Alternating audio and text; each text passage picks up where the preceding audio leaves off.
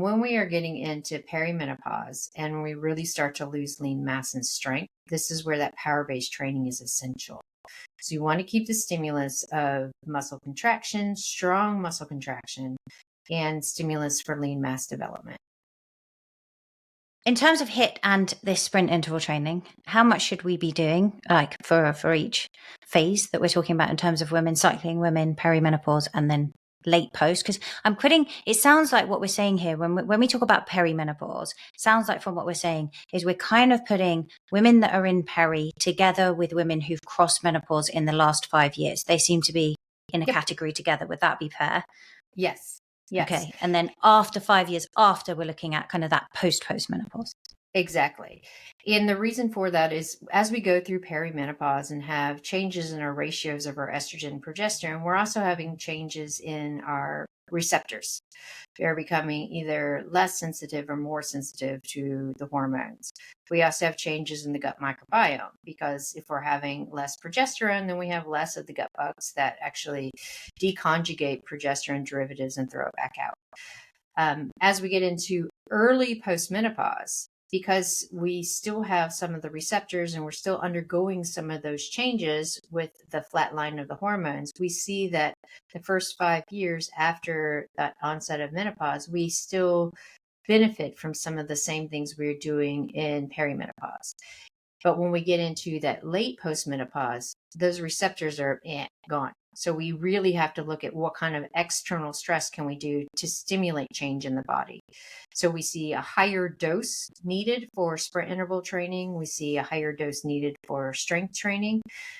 So when we get back to how many days a week should we be doing stuff, when we are in early perimenopause, we're looking at 2 to 3 sprint or HIIT sessions a week, at least 3 times a week resistance training, and then you can fill it in with a little bit of soul food. When we get into later perimenopause, we're looking at 3 to 4 times of that sprint HIIT stuff, preferably more of the sprint, less of the HIIT, and 3 times a week resistance training. And you're really minimizing any of that moderate intensity stuff to maybe 1 time a week or 1 time every 10 days. Same with early postmenopause. When we get into late postmenopause, this is where we have to look at maybe 4 sprint interval sessions a week, just very short ones. You're not extending it out at all. So you're doing maybe 3 or 4 sprints 4 times a week. And the resistance training, we're looking at 4 times a week as well. And it's that dose response. We need more doses of less volume when we get into that later postmenopause. And everyone's like, but that's old. That's like, people who are really old. How do you expect them to do plyo work and sprint work and resistance training? It's like, this is why we are building as we're getting in there so that we can increase the intensity and drop the volume because we are still maintaining joint stability. We're maintaining our bones. We're maintaining our lean mass.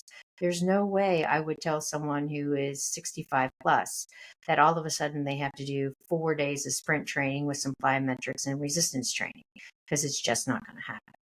That's why you want to train up for that. That's why we start in perimenopause and work our way through. And so the plyo is on top. So by plyometric training, you're talking about things like jump box, jump rope. Yeah. So, that can work as a sprint session. So if we're looking at box jumps and plyometric work, that is really high intensity work. So if you're doing 10 or if you're doing 30 seconds of box jumps, that's plyometric and sprint training. So I think this is where we get a misconception of sprint means I have to be running sprints or I have to be cycling sprints. No, it's high intensity, 9 to 10 on the RPE for 30 seconds or less. That's what I mean. It can be box jumps. It can be battle ropes.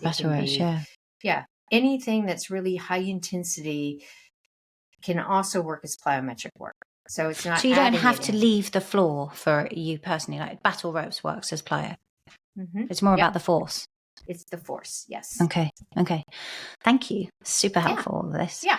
How would you then periodize that across a year? Are you saying that you follow this type of program for kind of 12 months of the year? Or would you take blocks and go, right, I'm going to focus more on that HIIT and kind of VO2 max development for a bit, and then I'm going to go through another period of, say, 6-week block where I'm going to do much more of the sprint interval, and we can come on to resistance in a moment. Would you do it like that with kind of deloads? How would that be split out? Yeah, it's the same as any kind of periodized program. Yeah. We're looking at microcycles, macrocycles. We can even work around school holidays. Like I have a lot of women who are like, oh my gosh, my kids are off for 2 weeks. What do I do? I'm like, well, then we look at that as like your deload and mobility work. And before that, we're putting in some good 6-week or 7-week block of really solid training. But what do we want to work on? If it's in the middle of winter, it's not like you're going to want to go outside and do VO2 work. So maybe we're doing some more heavy resistance training and following up with some plyometric work. And then when the weather starts to get better and you want to be outside more, then that's when we can focus on VO2 work because you want to be outside. So there's definitely ways of working around the calendar and life. And it's not like I have to do this for 12 months. It's definitely following a periodized model. Periodized training. And I think when we last spoke, you were saying that women who were postmenopause kind of often needed to do 2 weeks intensity and then 1 week where they lessened off, and then 2 weeks in those sort of blocks. Is that? Yes. Yeah. That's still the same. Yep.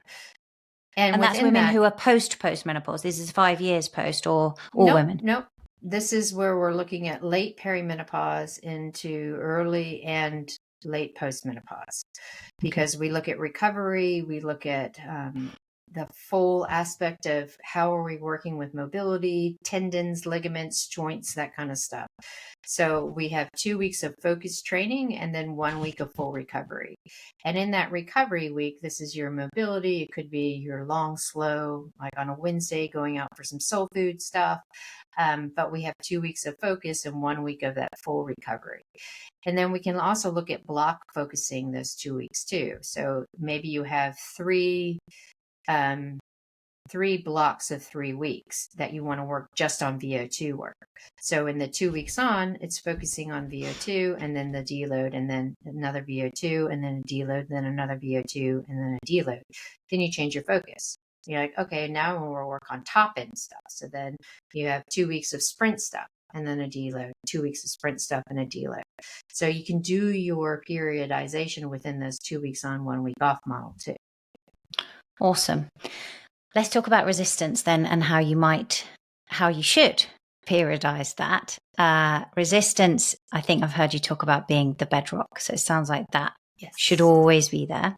It should always be there. When we are premenopausal, so naturally cycling, we're seeing that power-based stuff still works really well because, again, we don't have as much of that glycolytic type 2 stuff. But you can still get away with doing higher reps. When we are getting into perimenopause and we really start to lose lean mass and strength, this is where that power-based training is essential. So you want to keep the stimulus of muscle contraction, strong muscle contraction, and stimulus for lean mass development. We get into postmenopause, so early postmenopause, we rapidly lose lean mass. So you really have to focus on getting that power-based stuff, strong strength work, because not only does that help build lean mass from a hypertrophy point of view, but it also really helps the central nervous system. We get into later postmenopause, and this is where you can dial up the hypertrophy type work. You still want to keep some of the strength stuff. So now we're looking at more around 8 reps instead of the 4 to 6 or 3 to 5. So you're just eking it out to have a couple of more volume intensity sessions when you're in that later postmenopause to keep the stimulus of lean mass development. So one thing I've noticed here when I look at it is what seems to work best for me when I look at body composition and what I'm achieving is if I basically take the compound lifts, like the deadlifts, the squats, shoulder press, things like that, and make those like low reps and very, very heavy. So like 3 to 5 reps. But then if I do accessory moves for the rest of the workout, so if I pick one main lift and go with that on low and do kind of 5, 6 sets of those, and then I do accessory moves that have, say, more of that 8 to 12 rep range, I seem to get stronger and also get more definition. Is that absolutely? Okay. Yeah. So that's perfect. Amazing. And how would you periodize that then across in those training blocks? So I would look at it as a 6-week focus. So if you're doing 2 weeks on, 1 week off, or you're doing 3 weeks on, 1 week off, or whatever it is, you have a 6-week focus of maybe deadlift or all posterior chain. And so that's where you're really focusing on like pyramid hip thrusts, deadlifts, single leg stuff, really working posterior chain, heavier stuff. And then you can go into a 6-week block of squat focus. So it's not really changing rep range, but it's changing in that rep range and sets. What am I doing? Am I doing pyramid? Am I doing cluster sets?